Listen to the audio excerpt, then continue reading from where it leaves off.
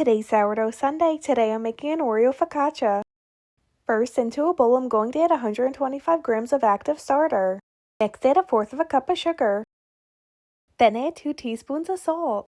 Next, add 280 grams of warm filtered water. Then mix that up. Next, add 475 grams of unbleached all-purpose flour.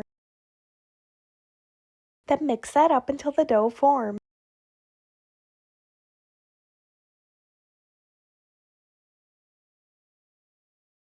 Next, cover the dough in plastic wrap and let this rest for 30 minutes. After the 30 minutes, add 1½ cups of chopped Oreos and then do some stretch and folds, which just means you're going to lift up the dough and place it onto itself and then cover the dough back up and let it rest for 30 minutes. I'm going to do 3 rounds of stretch and folds and let it rest for 30 minutes in between each round.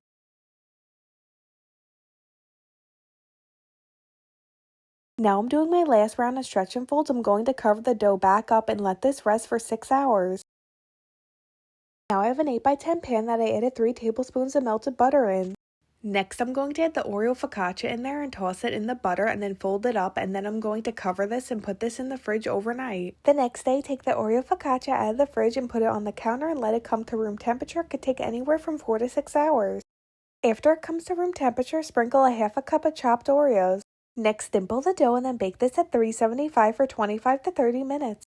While the focaccia is baking, I'm going to make the icing. So in a bowl I have 1 cup of powdered sugar. Next I'm going to add 2 tablespoons of heavy cream and mix that up until it's combined.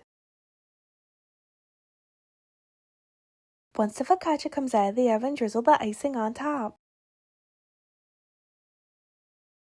Here's a piece of the Oreo focaccia.